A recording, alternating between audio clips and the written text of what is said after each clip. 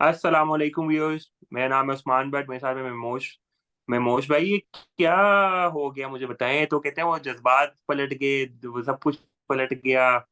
ये क्या किया पाकिस्तान क्रिकेट टीम ने सर कल पाकिस्तान अफगानिस्तान के मैच के अंदर? मतलब ये तो हद ही होगी। जैसे लोग प्रिडिक्ट कर रहे थे कि अब तो हमें अफगानिस्तान से भी जीतना मुश्किल हो गया, वो तो वैसे ही प्रिडिक्शन हुई है। और मतलब इतना हम्म। ज्यादा, मतलब वो 8 विकेट से हार गए हैं आप, मतलब। और कुछ समझ नहीं आ रही है आपको? बस सर, जैसे आपके जज्बात हैं वैसे मेरे भी, और मेरे ख्याल में पूरे मुल्क में इस टाइम ये जज्बात हैं। और ये होना ही था, वो बात है, ये दिन भी देखना था और आज देख लिया हमने। कि मतलब इतनी इतने बुरे तरीके से आपको, अब मेरे जैसा और आपके जैसा बंदा बैठा यहाँ कह रहा है कि ये हमारी बॉलिंग किसी काम की नहीं है। ये T20 के ओवर बॉलर, 4-4 ओवर के बॉलर हैं, उनमें से भी वो 3 ओवर लगातार कराएं तो थक जाते हैं।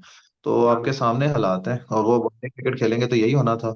और पहले मैच से ये चलता आ रहा है, आप श्रीलंका से 345 करके उछल रहे हो, इतना उछल रहे हो कि पता नहीं आपने क्या तीर मार दिया, वर्ल्ड रिकॉर्ड टाइम हो गया। लेकिन आप ये भी देखो, उसके बाद उसके अलावा आपने एशिया कप में क्या किया था, और उसके बाद बाकी वनडे मैचेस में आप किधर क्या करते आ रहे हो वर्ल्ड कप में।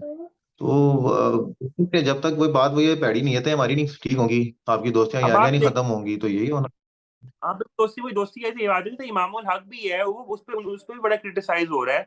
मतलब मुझे समझ में नहीं आ रही है कि एक तो सबसे बड़ी बात है कि सिलेक्शन, मतलब जो हुई, फिर उसके बाद हमारी टीम अलग, तो ऐसा लगा जैसे पता नहीं वो अपना अपना खेल रहे हैं जैसे। मतलब वो कैसे नहीं कि आप हम्म। अपनी क्या परफॉर्मेंस के लिए सिलेक्शन करते हैं क्या, आई डोंट नो, मतलब सिलेक्शन चल क्या रहा है।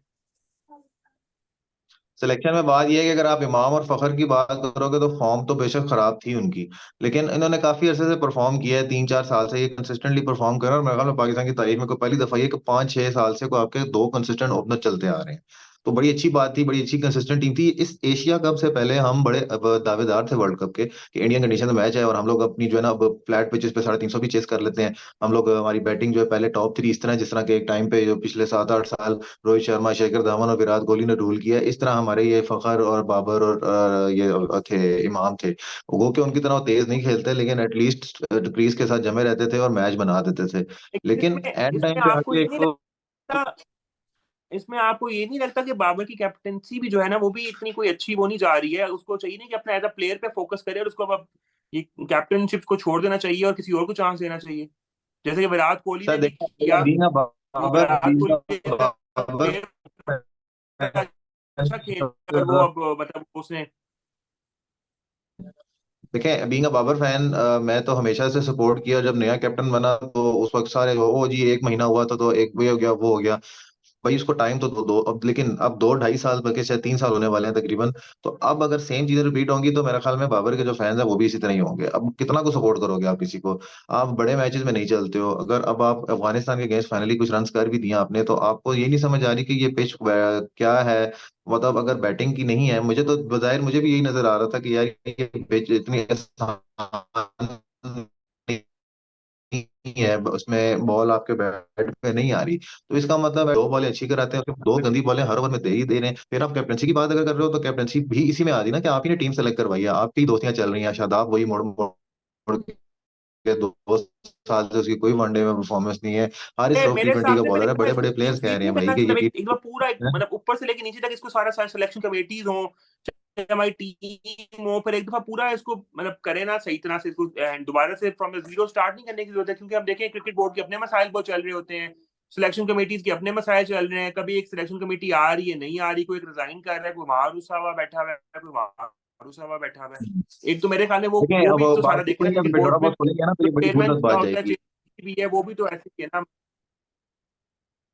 ये हमारे उसमें बोर्ड में से सियासत खत्म हो तो फिर ना, ये नजम सेठी जैसे लोग खुल्लम खुल्ला आगे कहते हैं कि भाई मैं अगर फलां की हुकूमत है तो मैं मेरा बनता है, फलां की हुकूमत है तो फलां का बनता है।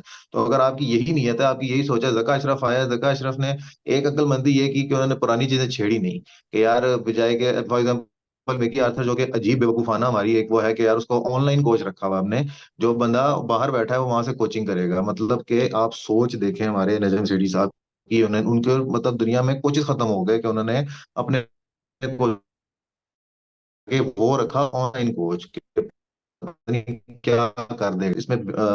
सॉरी, बेहतर चीज यही कहूंगा कि उन्होंने आगे उसका तो कसूर नहीं था मिकी आर्थर का, आप मितय करके लाए हो ना। और फिर अगर आप उसको हटाते तो आपको मेरे ख्याल 2 या 3 साल की उसको सैलरी देनी पड़ती है, वो अगला कॉन्ट्रैक्ट करके बैठा हुआ था। तो आपने ये चीज नहीं की, फॉरेन चेंजेस नहीं की वर्ल्ड कप से पहले। अब क्या होगा, सारा मलबा पिछलों पे आएगा, जैसे सियासत में नहीं आता कि वो पिछले कर गए। अभी इनके पास पूरा पूरा कहने का है कि हमारा पिछले वालों ने किया, जबकि टीम सिलेक्शन अगर आप इंजमाम को क्यों लेके आए हो, आप चीफ सेलेक्टर पिछला रहने देते फिर। आप और बंदे, अब वही बात हुई है कि जब तक इसमें से सियासत नहीं खत्म होगी, अपने बंदे लेके आने हैं, तो आप बोर्ड देख लो भरा हुआ है निचले लेवल पे सारे अपने बंदे। जब कोई आता है पिछले हटा के नए नए बंदे आते हैं, तो यहीं से चीजें स्टार्ट होती है ना गलत। फिर अगर आप कहते हो कि जो हमारा ये जो हमें जो फेस करना पड़ा उसकी रीजन मेन क्या है, जो मेरे मुताबिक उसकी सबसे ज्यादा बड़ी रीजन ये है कि आपके पास वही 10-20 लड़कों का पूल है, इसके अलावा आपके पास कोई काम का प्लेयर नहीं है। और उसकी रीजन क्या है, तो एक सारी की टाइम हम पे आपके पास, रिप्लेसमेंट कर सकें। हाँ, एक तो आपके पास जब देखें 12 या पता नहीं 15 टीम्स थी उसके डोमेस्टिक पे, जो खान साहब तशरीफ लाए थे 2018-19 में, उन्होंने आके वो सारी टीमें ही उड़ा दी। एक तो सबके रोजगार बंद हो गए, दूसरा 6 टीमें रह गई। अब आप खुद बताएं कि हम ऑस्ट्रेलिया को फॉलो करना है, ऑस्ट्रेलिया की 6 टीमें, तो ऑस्ट्रेलिया की आबादी देखे और हमारी आबादी देखे, हाँ हमें एग्जैक्टली ज्यादा आप प्लेयर्स मिले तो कोई आएंगे, मजीद प्लेयर मेरे आएंगे, या ख्याल मजीद में स्क्वीज मोस्ट करके भाई आपको ये जो है ना प्लेयर मिले। बड़ी नेवर एंडिंग डिबेट हो जाएगी, और इसमें हम्म, जज्बात हमारे जो है, मेरे आपके हम सबके पाकिस्तानियों के बड़े कॉमन है। ऐसा ही तो है मेरे जी। ख्याल से बस हम दुआ ही कर सकते हैं और उम्मीद ही रख सकते हैं कि कुछ बेहतरी हो, जो ऊपर से लेके नीचे तक सारी बेहतरी आए, और हम इसको डोमेस्टिक को बेहतर कर सकें, और एक ग्रास रूट पे चीजें बेहतर करें, ताकि हमारे आगे आए चीजें। सिलेक्शन भी हम लोग दोस्ती यारी की बेसिस पे नहीं, प्रॉपर एक प्लेयर्स की बेसिस पे, और उसको नजर सिटी करके फिर और तैयार है क्वालिटी केस थोड़ा लड़के सा। कितना आगे आने के लिए, तो आप कितना एक्सपेक्ट कर सकते हैं। मसला ये है ना, ये तो नेवर एंडिंग डिबेट जिस तरह आप कह रहे हैं ना, तो ये नेवर एंडिंग चीजें भी ठीक होने वाली नहीं है। मतलब नजर आ रहा है कि आप यही चलता रहेगा म्यूजिकल चेयर, कभी नजम सेठी आएगा, कभी जक्का अशरफ आएंगे नया, कोई वजीर आजम आ जाएगा, हुकूमत नहीं आएगी तो फिर कोई नया आ जाएगा, तो ये सब चलता रहेगा चलो कभी जब इंशाल्लाह तक इसको मेरा होगी। ख्याल है यहाँ पे एंड करते हैं, इसी दुआ के साथ और उम्मीद के साथ कि कुछ बेहतरी आएगी। और आप अपना बहुत ख्याल हाँ। रखें, बहुत बहुत शुक्रिया मोश, इजाजत चाहते हैं, अल्लाह हाफिज।